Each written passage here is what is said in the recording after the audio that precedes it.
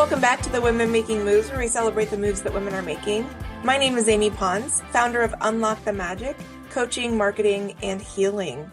I'm joined today with Carolyn Lewis. Carolyn is an international menopause coach, trainer, speaker, and is dedicated to unlocking the power of perimenopausal women to drive performance. Previously working within the maritime industry in a variety of roles, including ships agency, seafarers welfare, and anti-maritime piracy operations, she is no stranger to thriving in a high-pressured and often male-dominated environment. Finding out at 38 she was perimenopausal was a surprise and a relief in equal measure. Her son was just turning 2, and after a rocky postpartum, she felt she was going completely mad, with night sweats that soaked the sheets, heart palpitations so strong it felt like her heart might just bounce out of her chest, and anxiety over things that had never been an issue before. Learning that she was perimenopausal offered a huge aha moment, giving her so much reassurance and clarity to start understanding and managing her symptoms. With a wealth of experience and passion for empowering women, she coaches individuals and organizations to understand and support their perimenopausal executive staff and ensuring they can thrive in their careers and contribute to business success. Carolyn, welcome. Thank you. Thank you for having me.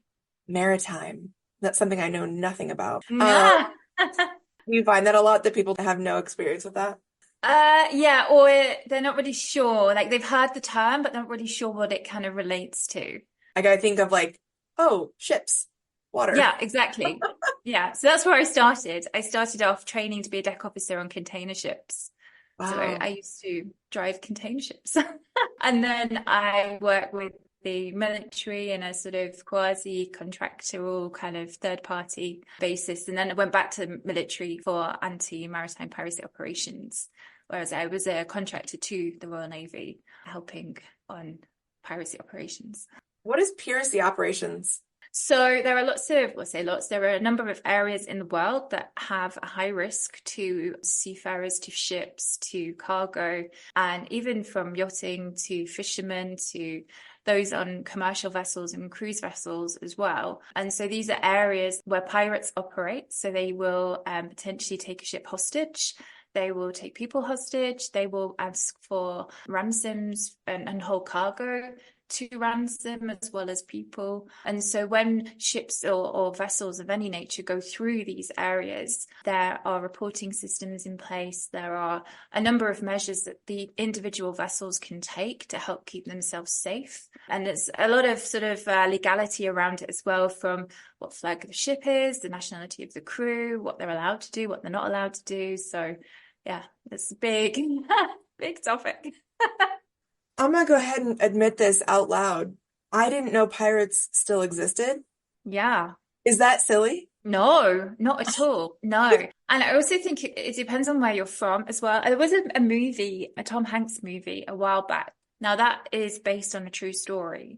And there are other areas in the world that have now become more of a problem than they were previously. 10 years ago, 15 years ago, we were looking at Somali pirates, and now we're looking at different areas with different types of people using different measures. So yeah, it's wild because like me in landlocked Chicago, Illinois, and admittedly not a sea person, I don't know, maybe it's not silly that I didn't know. No, but I guess to the extent at which they still exist in 2024, I had absolutely no idea. So yeah. And if you look out in Asia, so in the Far East areas, you know, amongst small islands and things, you get paint lockers on board ships being broken into for the paint, and they'll steal the paint. So there's still stuff from the ship.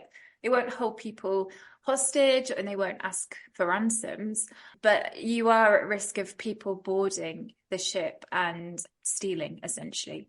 I mean, how do they get on the ship? Yeah, it's bonkers. So quite often with big ladders, it depends on the ship, obviously, but yeah, they'll just have a small boat with an outboard engine that will go alongside the ship, and then they'll use a ladder and hook it up and then climb up sometimes. Yeah. Which is why a lot of the ships that go through really, really high risk areas will often have barbed wire around the outsides of the railings to try and prevent people climbing over. I know this is not what we're here to talk about, but it's really fascinating. Okay, we'll shift conversation. What does having your period on a ship out in the middle of nowhere look like? Awful. Oh, especially like, so I'll tell you a story. Hopefully now, since I trained, there's been a lot more women go through the training program, and we have a lot more women working at sea than we did 20 years ago. But my first experience was having to go to a captain who was not the same nationality as myself and ask where I should dispose of my sanitary products, because there was no facility at all. There was nothing provided in my cabin. It just was not considered. So I had to go knocking on the door. It's like, what do I do with my tampons? Where do I wow. put- Yeah, so that was conversation one, and everyone's like hiding. It's incredible how many things are out there in the world that were just not considered because, and I'm not placing blame on anyone that doesn't identify as a woman or that has periods. I'm saying that it's just a reality that we're facing every day, that there just was nobody at the conversation or in the conversation to say like, hey, and that includes like whether it be someone who bleeds or someone who's differently abled. It's just like having everybody Yeah. in the conversation. It's kind of amazing how much we're finding. I talk to a lot of women who are in construction and same kind of Okay. thing, like they have, Yeah, I would imagine the construction industry and maritime industry are quite oh, similar wow. in terms of how women have come through in the last 20 years. The Yeah. situation is changing, progression is happening, but it's still a little way to go. There's still conversations to be had. I give such kudos to you and the women and those who bleed in these industries that have to have like the first conversation, because I was in corporate. So, yes, of course, there was a place to put them.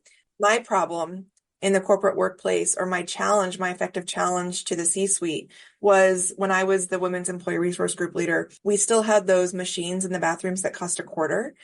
Well, none of us have quarters on us. We Yeah. use cards or contactless. So that Mhm. was like one. So then we were actually experiencing a form of period poverty, which at its core is like not having access to period products. That was kind of some Yeah. of us if we didn't have one. And then so you kind of run all over the building of Yeah. 4,000 employees trying to find anybody have tampon. So we as a group got those machines reconfigured worldwide to be free. And Wow. Well yeah, done, you. That is thanks. awesome. And Carolyn, you know what they said? The first pushback from the C-suite was like, what if someone hoards pads and tampons? And I said, oh my gosh, okay, how awesome that day for that person if they feel the need to hoard these products. How amazing is it that we're able to Yeah. help them cross that off their list if they're not able to get them otherwise? Sit down. Also, what about the reasoning behind? Like, why not look about, like, ask the question, like, are you okay? What's going on for you? Exactly. Nope. They want to It's know how much it costs. And if we Yeah. like suddenly had like a barrage of tampons, I'm like, you know what? I'll go over to CVS and I'll buy some for you. How about that? I don't know. So anyway, we got it through. I was Well done. pretty snarky about it. And you know, the interesting thing too is the many women in the C-suite, not, well, there was not, there were, okay, two women in the C-suite. They had their own bathrooms. So they actually weren't aware of the machines themselves. I'm like, okay, ladies, let's take a field trip. Come here. Yeah, that's unbelievable. So all That's of it why I gets, really like the training that I went through, because I had to learn how to do literally every job on mm, board the ship. And that made me a far better manager. And I still, to this day, use the same philosophy of I will never expect or ask anybody to do anything that I wouldn't do myself. mm. And if they're struggling, I would get my hands dirty. I Good. will go and help them. And I think these women are hopefully inspiring the next generation to come Mm. through. They have And no idea what that generation, all those other people within the office are experiencing. Then that's tricky. I'm making a face because here's where I sit. So I've had one career already. I've spent 20 years in corporate America, just climbing the ranks, promotions, lots of money, titles, blah, blah, blah, all that. And I came to a point where I outgrew corporate, where there weren't enough people, humans, Mm-hmm. that were turning and conversing with those that came after them to see what they needed to thrive. So it got to a fever pitch for me personally where I said, okay, I'm going out into the wild and starting my own gig to be able to guide the individuals that wish to create the not just change, but the support for those that come after them. Yeah. I'm out here on an individual level while some of the bigger organizations are going to just run out of room, is the best way I can put it, for the way that they only want to do things. They're going to run out of room. And so I find that because there are still so many humans in the average workplace, and I'll speak for the US, that only learned, trained, and feel comfortable in the systems of patriarchy, white supremacy, colonialism, capitalism, they may or may not turn around and help those after them. We're going to have to go from the other end. No, absolutely. And it's so sad, like from, going onto the menopause side of things, like I recently looked into the research, and the US and Canada estimate that menopausal women alone contribute 150 billion in GDP. And yet 1 in 4 are considering leaving because they're not supported at work. Can you imagine? First of all, women uplift economies. That's a fact. We drive economies. Yeah. So what if we look to a workforce one day where there's no women to be seen? Like, what is that ultimate moment? Like, oh, wow, where'd all the women go? And I want to ask your thoughts, like, what does support in the workplace look like for menopausal women? Yeah, and I think that's a really good question, and it's a really good point you make. And I think part of it's going to happen more and more. It's because women are finding their voices, and women are feeling empowered to, do you know what? I don't have to deal with this. I can remove myself from this situation. So I think that's part of the situation at the moment, and why we're seeing more and more women leaving, because they're seeing opportunities elsewhere where they can be supported, starting their own businesses, all of these different things. And then from a workplace point of view, yeah, it is really, really difficult. And that's where I kind of come in as if you like, a mediator. And we'll look at the workplace, we'll look at the women, we'll talk to the women, and then you find the commonalities in what those women are experiencing. So it's not a one policy, one size fits all solution at all. It's business by business, because every single business will have a different proportion of perimenopausal aged women. And for me, that's 35 and above, where you look at the statistics and they'll say 45 upwards.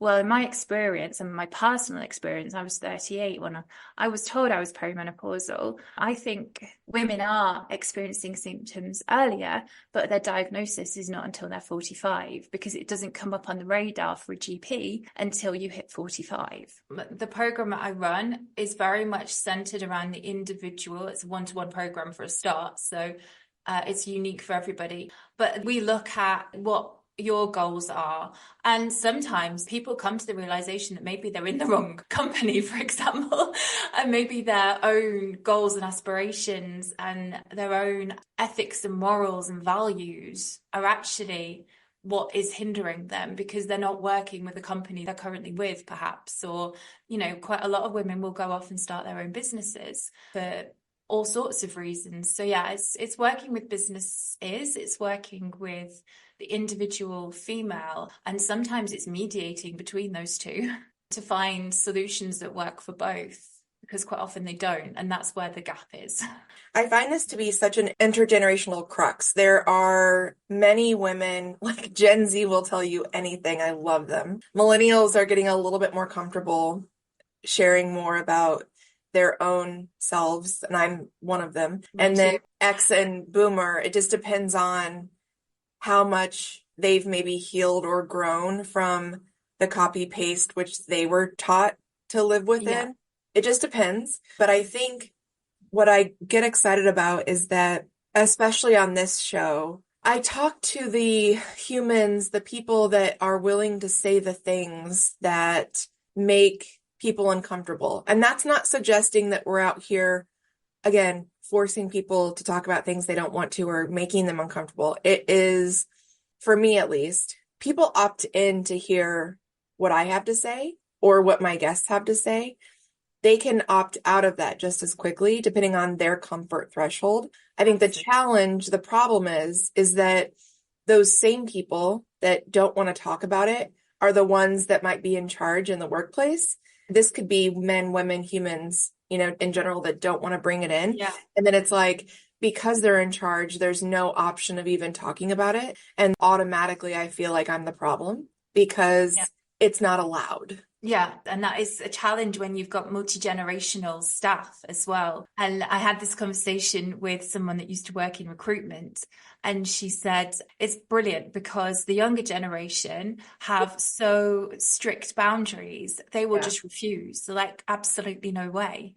Our generation are thinking, absolutely no way, but probably do it anyway. Because our Right. boundaries are less strict and are less clear. We were less clear of who we were in our Yeah. 20s than Yeah. 20-year-olds that are now in the workplace. That's fantastic. And so yeah, I think you're right. That is a huge challenge. And then it's a two-pronged attack, if you like. You've got to have a C-suite who are up for changing culture and have strict policies and procedures in place to support people, any person in the workplace, not just a female employee. And then you've also got to have the female, particularly in the work that I do, who feels empowered enough to go and start a conversation. And that's partly of the work I do, is helping build that confidence and that empowerment, and almost sometimes taking the emotion out of it, so it becomes a slightly easier conversation to have in the workplace.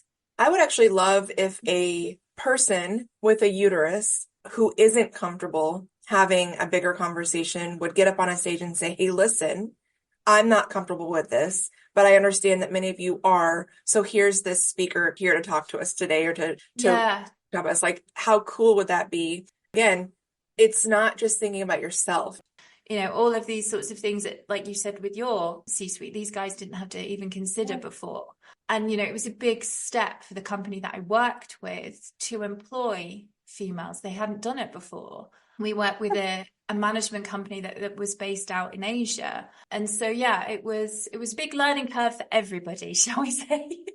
My environment was a, 35-year-old Fortune 200 packed to the gills with women. So it shouldn't have been a conversation that we just started having in 2019, 2020. Anyway, it's like, yeah. So in the same vein, I don't know if you feel this way, but like in the same vein, if there were only women at the table and men were needing something, we wouldn't know. Absolutely. I had an interesting conversation the other day about men's mental health and women's health. And I think women are actually quite good at talking to each other.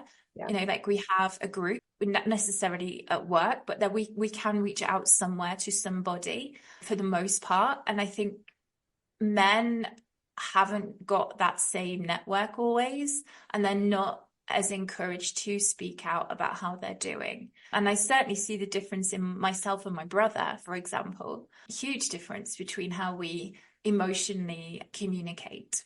But what I find interesting in the work that I'm doing now with the menopause is that I do speak to businesses and I do go to conferences and meet new people. And I was mentioning the other day that to somebody that I went to a leadership conference earlier this year, and I spoke to quite a few different people about what I do.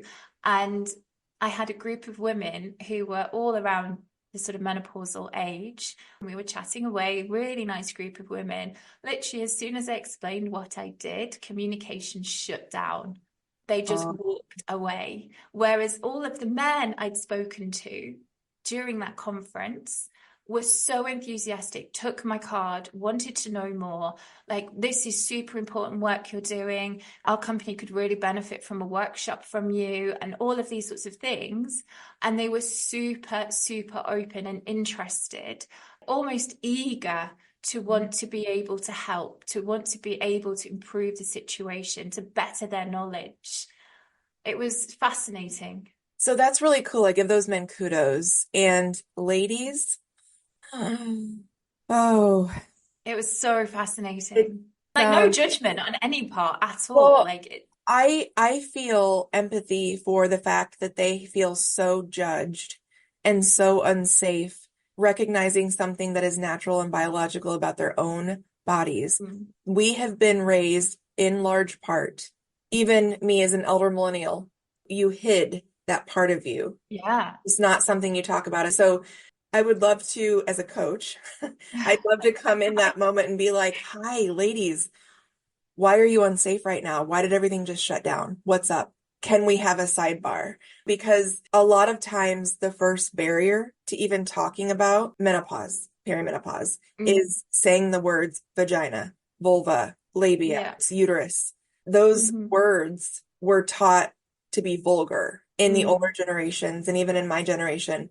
So I'm like, let's all get a yoni steam, hang out and like love our vulvas and say yes Hmm. to our bodies.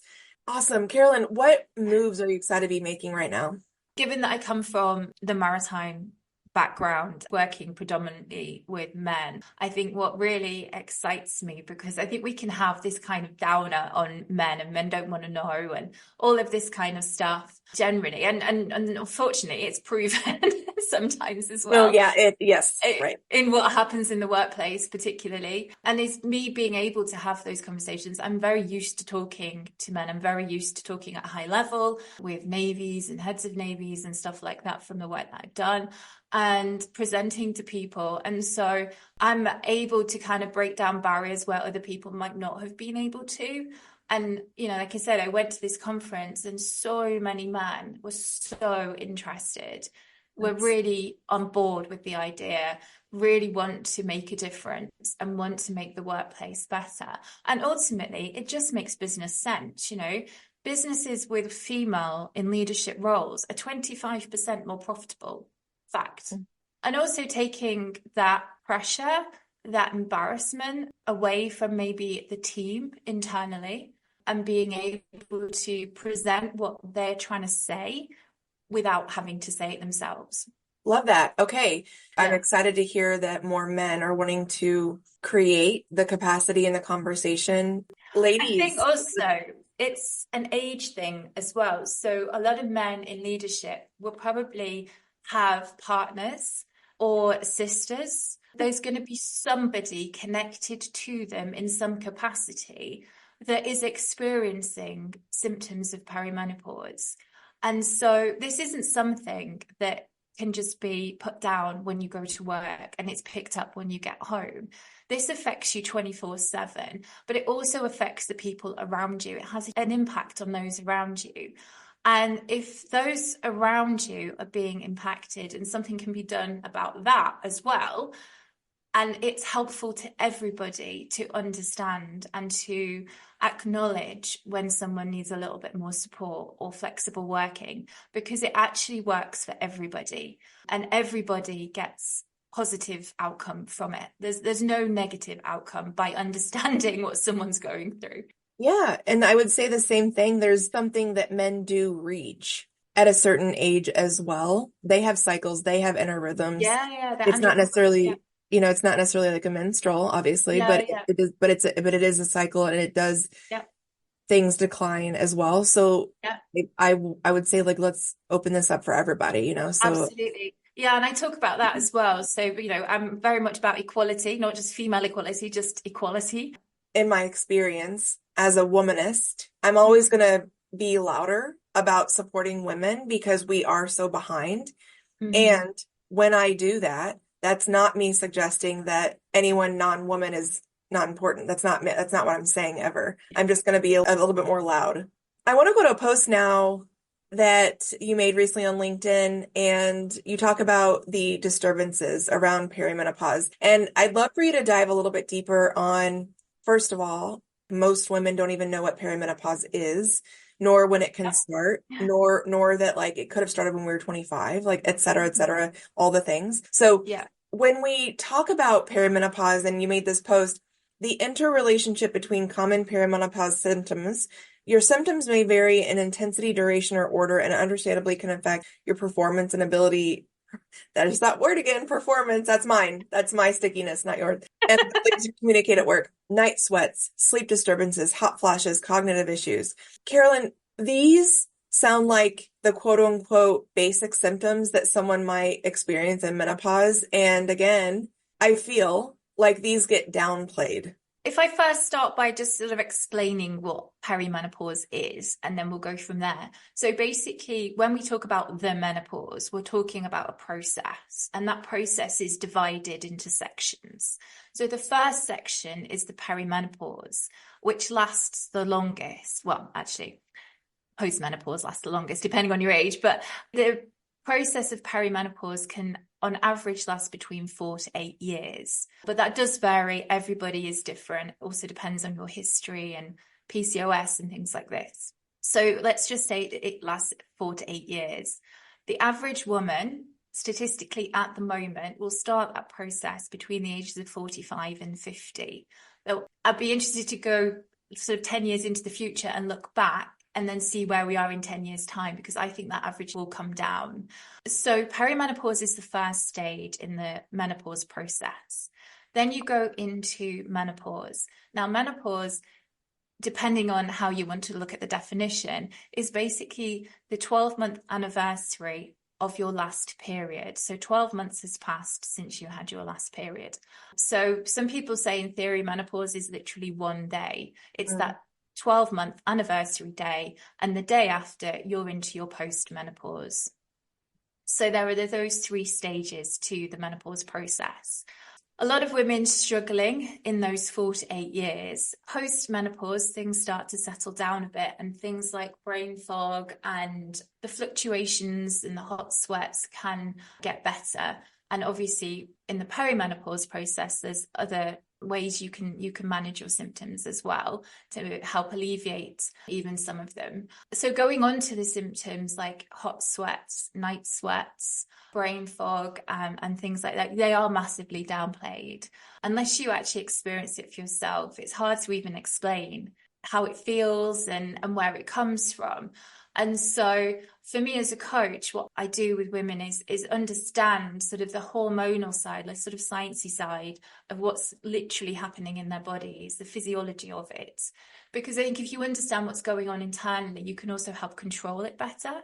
And so a lot of this will come from stressful situations, the relationship between cortisol and estrogen.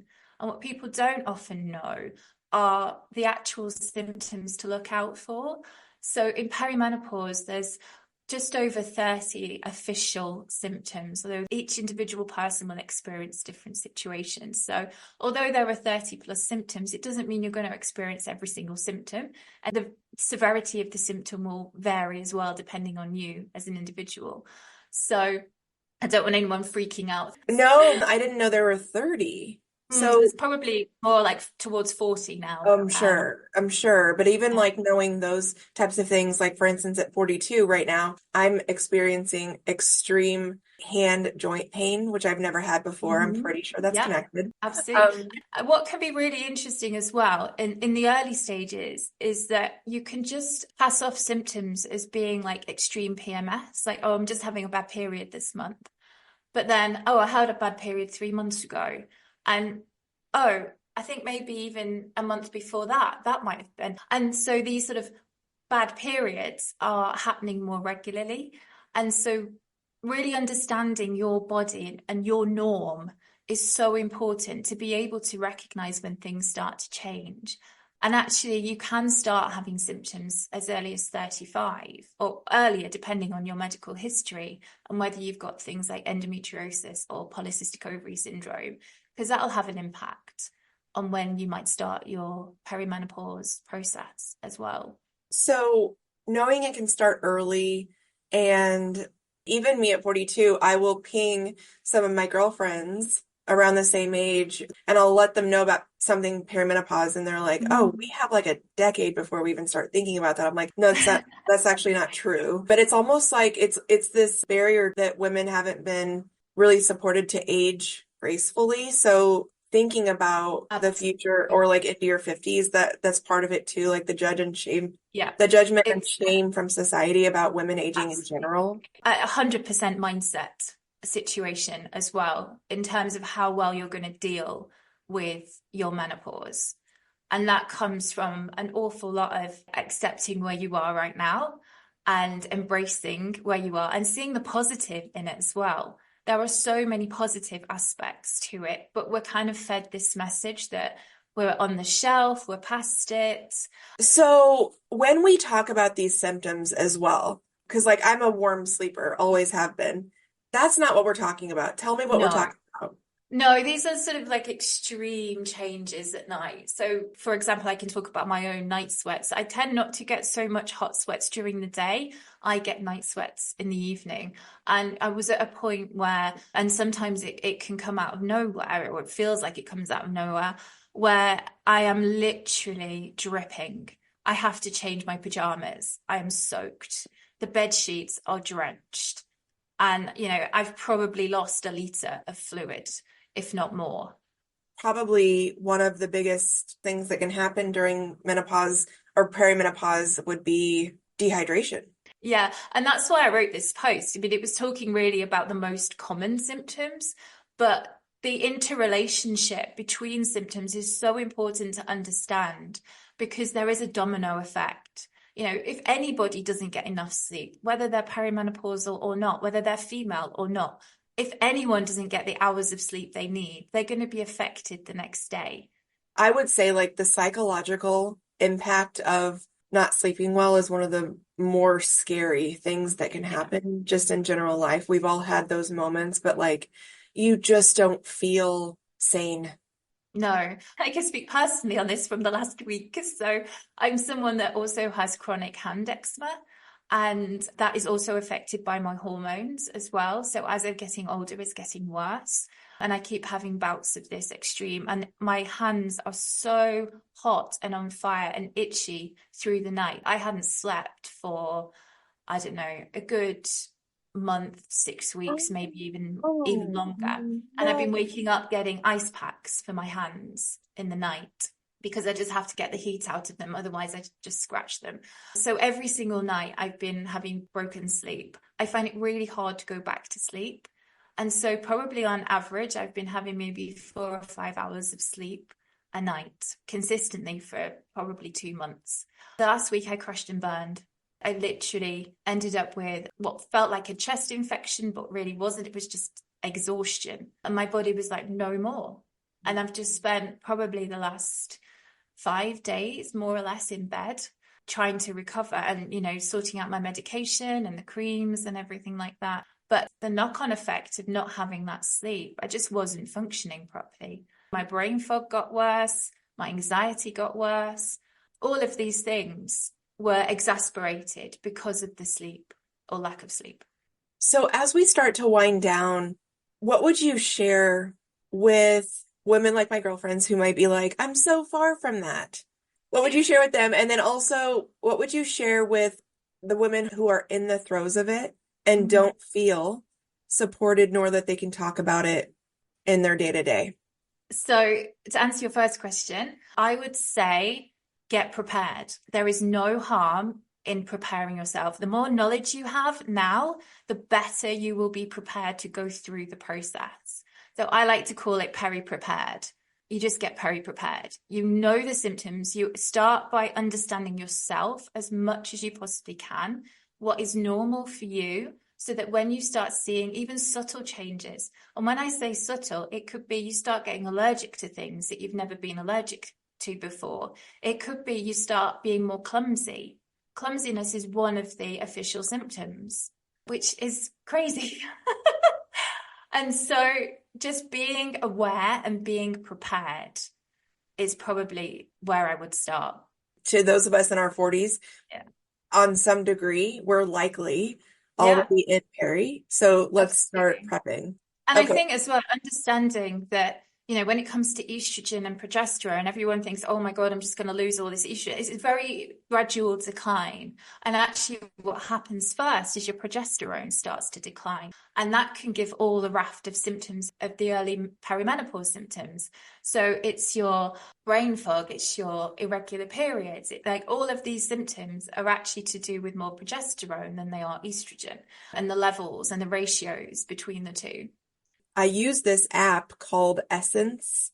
There's a ton of apps out there to track. Flow's a big one, but I Yeah, unsubscribe from that because it's founded by men, created by men. And while I love the effort, they got a massive funding because they're men. So I'm like, okay, right. I'm just not supporting that. So Essence is created by women for women. And what's really amazing is that for the first time in my 42 years of life, in May this year, I learned what follicular and ovulating and luteal Mhm. phases all were. And now I'm Yeah, able to cross-reference because of this app. I'm able to cross-reference where my dips are starting to happen. And again, correspond that with how do I feel today? And if I feel like yeah. shit, I Hmm. now know which part of Yeah, myself and why. And the thing yeah. is, I know that it's just so easy to say like, well, women go crazy once a month. I Uh, know. it's not crazy. Our main hormones are literally draining and Hmm. shifting. So Hmm. just Yeah. And being, actually, through perimenopause, your hippocampus actually changes. Your brain is actually changing, which is both hindering and a help because it really helps you reprioritize what's yeah, important. yeah, But it can also create brain fog. I love what you're saying, and using an app like that is brilliant. And one of the things I do in my program is actually teach women how to use their cycle to their advantage. So yes, if you're in the week of your period, your energy is most likely down. You're less likely to want to communicate. You probably want to hide under a duvet. So don't go and book a massive presentation that week. that's just it though too. I look forward to a day where the workplace does unabashedly support women that are like, I'm on my period that week. It would not Yeah. behoove any of us for me to be a presenter that week. And everyone just understanding and like, no, Yeah. like, got it. Yep, we'll move it.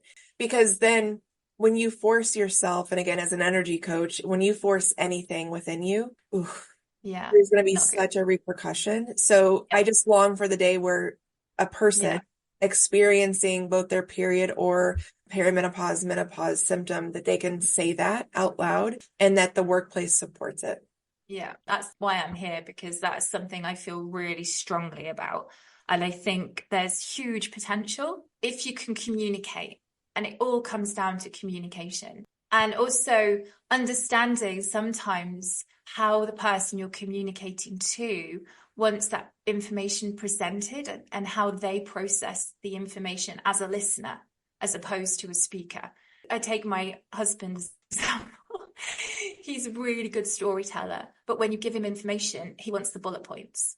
And so Mm. his way of communicating outwardly is very different to how he wants to internally receive information. So it's really important to understand the people around you and the most sort of important and influential people around you, how they communicate, but also how they receive information. Yes, and we're not responsible for No, making the listener comfortable with what our truth is. So all of no, that to be true at once. Like, yes, yeah. always take into account anybody outside yourself, but also, which leads to the second part of the question, which is what would you say to the people who are in the throes, but also don't allow that space for that Mhm. truth when someone's experiencing it, especially in, let's say, the workplace? Yeah, so I think firstly, just know you're not on your own and what you're feeling is completely normal. I think there's a lot of isolation and loneliness, and I felt this when I first was diagnosed. It was a real clarity moment for me, and it really, really helped to get a diagnosis. But it was also that kind of, well, where do I go with this? Who can I speak to? And so I think it's really important to know that you're not alone. And honestly, my inbox is always open for people. I'm not here to sell stuff. I'm here to help people fundamentally. And if someone needs help or they want to reach out, then please do, because I'm always going to be here for you. And if it's not me, then reach out to somebody that you feel comfortable with. And then on the communication side, I think once you start understanding, and this is through the work that I do, I've found this quite a lot. Once you start understanding that you are normal and that you are experiencing something completely natural, and you can really rationalize why something is happening to you on a much deeper level, then you're actually more inclined to talk about it. You're more confident in talking about it because you're not seeing it from a place of there's something wrong with me that I have to justify. You're seeing it from a place of, I'm going through this natural process. It is completely normal. That happens to every single woman. And I just need a bit of extra help with it. And you're coming from a very different place. Awesome. Carolyn, where can we find you? LinkedIn is probably the best place, but I've also got a website. You can contact me through there. And then I'm very happy to give my email as well. Closing remarks as we wrap up. Menopause is not what you're marketed. It can be so much more, and it does not have to be a negative experience. With the right knowledge, the right help and support, and the right mindset, really, it can be a really positive place, and it can be a really healthy and happy place. There are obviously ups and downs. I'm not going to sugarcoat it, but there can be definitely more good days than there are bad, and it's not necessarily the end of your life like we're made to believe. Thanks, Carolyn. My pleasure.